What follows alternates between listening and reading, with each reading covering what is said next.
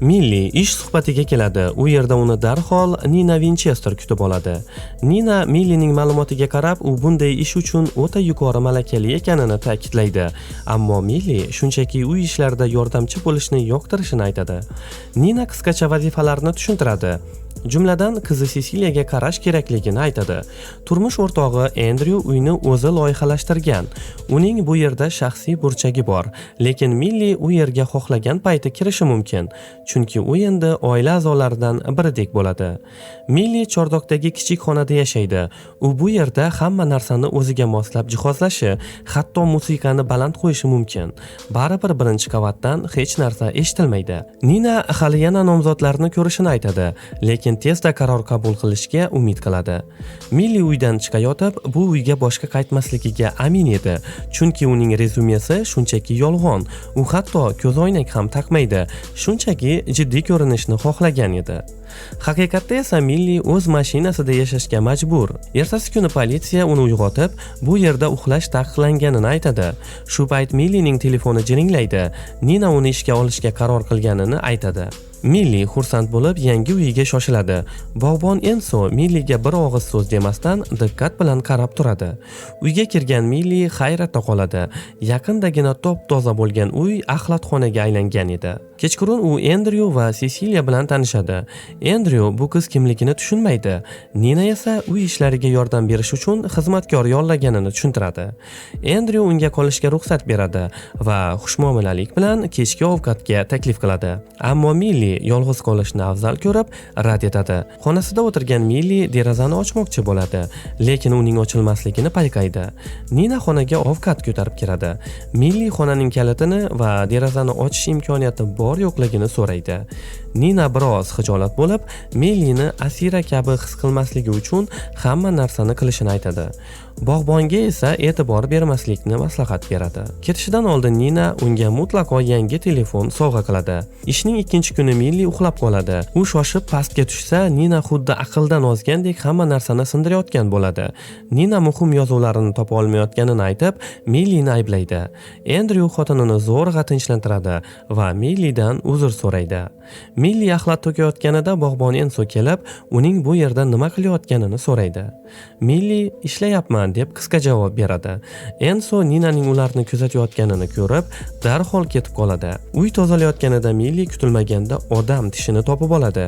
Bu unga juda ham shubhali tuyuladi. Keyinroq Nina Millining dam olish kuni bo'lishiga qaramay, uni uyda qolishga majbur qiladi. Andrew esa Millining tarafini olib, unga ketishga ruxsat beradi. Bu esa Ninani juda g'azablantiradi. Milli har oy ijtimoiy xizmatga borishi kerak, chunki u shartli ravishda ozod qilingan. Agar biror noxush xabar yuz bersa, u yana qamoqqa qaytadi. Uyga Andrewning onasi keladi va Millini tashqi ko'rinishi uchun kamsitib idish-tovoqlarni Ninadan yashirishini so'raydi, chunki Nina hamma narsani sindirib tashlaydi. Kechasi Milli va Andrew uzoq suhbatlashishadi. Andrew Ninaning ota-onasi u yoshligida vafot etganini va politsiya hatto Ninadan shubhalanganini aytadi. Ularning suhbatini Nina bo'lib qo'yadi va Millini darhol ishdan bo'shatadi. Milli yolvorib yana bir imkon so'raydi. Nina rozi bo'ladi, lekin bir shart bilan. Milli kiyinishini o'zgartirishi va Andrewga yaqinlashmasligi kerak. Keyinroq Milli dorilar qutisidan psixozga qarshi tabletkalarni topadi. Atrofidagilar Ninaning ruhiy kasalxonada yotgani va hatto o'z qiziga hujum qilgani haqida mish-mishlar tarqatishadi. Bu Millini juda qo'rqitib yuboradi. Nina va Cecilia bir necha kunga ketishadi. Andrew vaqtni boy bermay Millini konsertga taklif qiladi va ular tunni birga o'tkazishadi. Ammo Nina qaytib kelgach, u hammasini, hatto Millining qamoqda o'tirganini ham bilishini aytadi. Uni ataylab o'tmishi tufayli hamma narsaga chidashini bilib, ishga olgan bo'lib chiqadi. Vaziyat keskinlashadi. Andrew kutilmaganda Nina bilan ajrashmoqchi ekanini va bu uy faqat uniki ekanini aytadi. Nina haydab yuboriladi, ammo hamma narsa Milli o'ylaganidek emas edi. Milli chordokda uyg'onganida eshik qulflanganini tushunadi. Aslida Andrew haqiqiy manyak bo'lib chiqadi.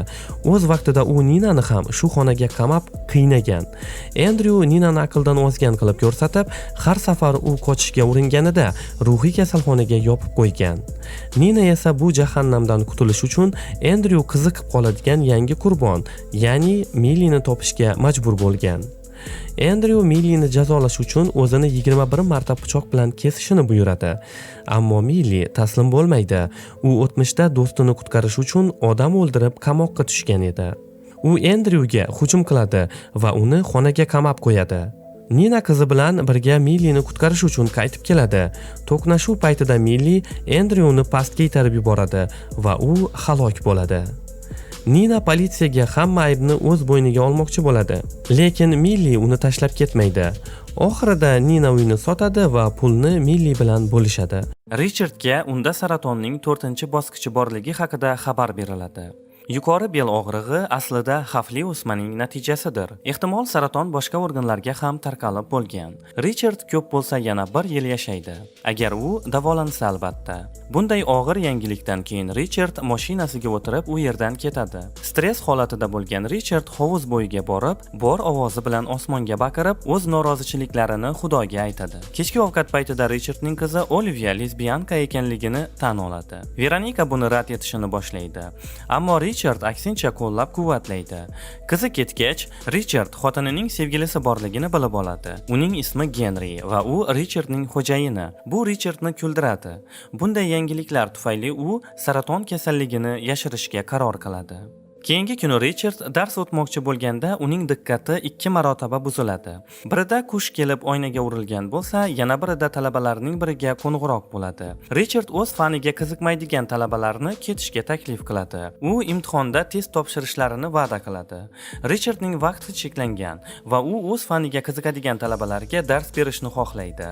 Bir necha daqiqadan so'ng Richard ushbu semestrda faqat bitta kitob o'qish vazifasini beradi. Ko'p talabalar o'rnidan turib ketishadi. Faqat bir necha kishi qoladi. Ular orasida feminist qiz ham bor edi. Darsdan keyin Richard Peter bilan uchrashadi. U undan ta'til berishini so'raydi. Peter rad etadi. Richard esa 4-bosqichda saraton kasalligiga chalinganini tan oladi. U o'qituvchi sifatida o'lishni xohlamaydi. Peter bunday yangilikdan hayratda. Richardning o'pka saratoni borligi uni hayratda qoldiradi, chunki u umuman chekmaydi. Richard hazillashib, endi chekishi mumkinligini aytadi. Richard davolanishdan voz kechishga qaror qildi. Faqat Peter unga yordam bera oladi. Ammo u hech kim uning sirini bilmasligiga qasam ichishi kerak. Bu vaqtda Veronika Henry bilan dam oladi. Ertaga Richard Veronikadan Oliviaga ularning janjallari haqida aytmaslikni so'raydi va u bundan buyon o'z xohlagan narsasini qilishni aytadi. Veronika rozi bo'ladi. Bugun Olivia qiz do'stini uyiga olib keladi. U ota-onasi g'alati harakat qilayotganini payqadi. Richard hazillashib, ular bir vaqtning o'zida mast va osmonlarda uchib yurishganlarini aytadi. U Taylorga ichimlik taklif qiladi, ammo Olivia do'stini olib ketadi. Yotishdan oldin Veronika qizining tan olishga yomon munosabatda bo'lganidan afsuslanadi. Yangi kun keladi. Richard talabalardan unga sigaret berishini so'raydi va tasodifan barcha tutunni talabaga qaytarib yuboradi. Bir-birlarini yaxshiroq bilish uchun har bir talaba o'zi haqida gapirib berishi kerak. Feminist qo'lini cho'zadi, lekin Richard boshqa qizdan o'zi haqida gapirishini so'raydi. Uning ismi Claire, amakisi Henry. Bu Richardni hayratda qoldiradi. Richard nima uchun odamlar o'zlarini cheklashlarini tushunmaydi. Ya'ni hammamiz ham bir kun kelib o'lib ketamiz. Shunday ekan, nimaga biz har xil chegaralar bilan o'zimizni cheklaymiz? Buning o'rniga mazza qilib yashab qolish kerak deydi. Bir necha daqiqadan so'ng Richard ofitsiant qiz bilan dam oladi. Xuddi Veronika Henry bilan dam olgandek. Kechki ovqat vaqtida Veronika Oliviadan kechirim so'raydi. Qizi kechirimni qabul qiladi. Bir hafta o'tgach, feminist Richard tavsiya qilgan kitob haqida gapiradi. U kitobni faqat bitta so'z bilan tasvirlashni so'raydi. Qiz Qasos deydi. Bu javob Richardga yoqadi va u semestr oxiriga kelib feminizmdan xalos bo'lishini aytadi. Uyda Richard Olivia Taylor bilan baxtli yoki yo'qligini so'raydi. Qizi unga ha deb javob beradi. Richard Olivia haqiqatni gapirayotganini va qizi uchun juda xursand ekanligini tushunadi. Ertaga yana bir talaba kitob haqida gapiradi. Ular navbatma-navbat chekishadi va spirtli ichimliklar ichishadi. Henry va Peter ularni payqashdi. O'sha kuni tushdan keyin Peter Richarddan saraton kasalligiga chalinganlar yig'ilishiga borishni so'raydi. Uchrashuvda Peter saraton kasalligi yo'qligini, ammo eng yaqin do'stini yo'qotishdan juda qo'rqishini aytadi. Biroq Richard gapirishni istamaydi va Peterdan ketishni so'raydi. Ular barga kelishadi va juda mast bo'lishadi. Claire ham shu barga keladi. Peter ketgach, Richard saraton kasalligiga chalinganini aytadi. Claire hech kimga aytmaslikka va'da beradi va biroz raqsga tushishni taklif qiladi. To'satdan u o'sha yerda yiqiladi. Peter kasalxonaga keladi va tirik Richardni ko'radi. U do'stidan giyohvand moddalarni iste'mol qilishni to'xtatishini yoki uni ular o'ldirishini aytadi. O'sha kuni tushdan keyin u kasalxonadan chiqariladi va uyga qaytariladi. Veronika Richardga yurish qiyinligini payqadi. Uning aytishicha, unda biroz bel og'rig'i bor. Genri Richardni ishdan bo'shatmoqchi bo'ladi. Richard esa Genrini yaxshigina qo'rqitib qo'yadi. Ya'ni u xotini va Genrining o'rtalarida nimalar borligini bilishini va bu haqida Genrining xotini xabar topsa nimalar bo'lishini aytadi. Richardning ahvoli og'irlashib boshladi. Ovqatlanish paytida Richard yo'talni ushlab tura olmaydi va uning qonli yo'talganini qizi sezadi. Peter hamma unga e'tibor bermasdan barcha e'tiborni o'ziga tortishga harakat qiladi. Richard qiziga aytadiki, xavotirga o'rin yo'q, bu shunchaki yo'tal deydi. Uyga qaytishda ham og'riq yo'qolmadi. Richard uning hayoti deyarli tugaganini tushunadi. Ertaga Claire o'qigan kitobi haqida gapiradi. U uning hikoyasini yaxshi ko'radi va Claire 5 ball oladi. Richard talabalarga ular ham bir kun kelib bu hayotdan o'tishlarini, ammo hozir hayotlaridan unumli foydalanib, hayotni yaxshi tarzga o'zgartirishlari kerak ekanligini aytadi. Darsni tugatgandan so'ng Richard yerga yiqilib tushadi. Bu holatda uni Peter topadi. Richard Peterdan uni cherkovga olib borishini so'raydi. Cherkov mutlaqo bo'm-bo'sh bo'lsa ham. Peter Richardning yoniga o'tiradi, biroq Richard boshqa joyga o'tirishini so'raydi. Peter Richardning sog'lig'i uchun ibodat qilishni boshlaydi, ammo u ibodatlar unga yordam bermasligini aytadi. U kundan kunga yomonlashmoqda va hamma bilan xayrlashish qiyin bo'ladi. Peter yig'lay boshlaydi. Richard bunday qilmaslikni so'raydi. Ular o'rnidan turganidan so'ng Peter Richardni quchoqlab, uni yaxshi odam deb ataydi. Kechqurun Olivia unga yaqinlashadi. Uning so'zlariga ko'ra, u Taylor bilan birga ziyofatga ketmoqda. Richard qizidan yaxshi dam olishini so'raydi. Biroz vaqt o'tgach, korporativ uchrashuv boshlanadi.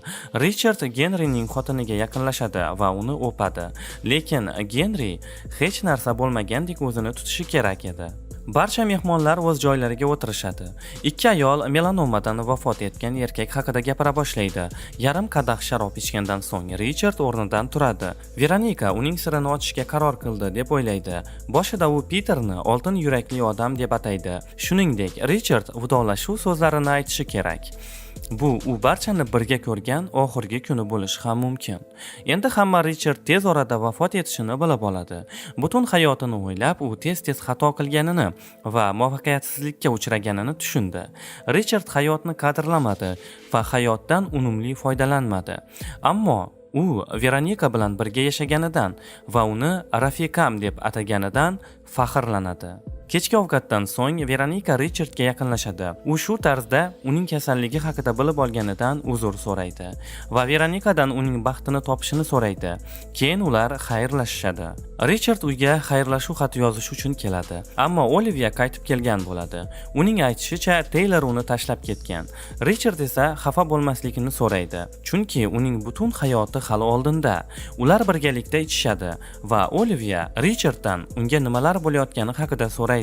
U kasalligi haqida gapirishi kerak. Saraton kasalligiga chalinganini aytadi. Qizi yig'lay boshlaydi, lekin u undan tashvishlanmasligini so'raydi. Garchi hatto Richardning o'zi ham ko'z yoshlarini ushlab tura olmasa ham.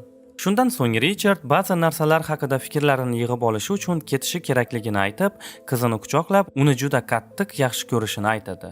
Keyin ular tashqariga chiqishadi. Shunda Richard mashinasiga o'tirib, so'nggi bor qiziga qarab, unga havo orqali yurak yuboradi. Yo'lda ketayotib Richard hissiyotlarini ushlab tura olmay yig'laydi va hayotining so'nggi daqiqalarini u bilan birga o'tkazadigan do'stiga qaraydi. Aslan olganda u qayerga ham borishni bilmas edi va ular shahardan chiqishganidan keyin chorrahada Richard o'ngga ham emas, chapga ham emas, mutlaqo yo'l yo'q, to'g'riga haydab ketadi va film shu joyida o'z nihoyasiga yetadi.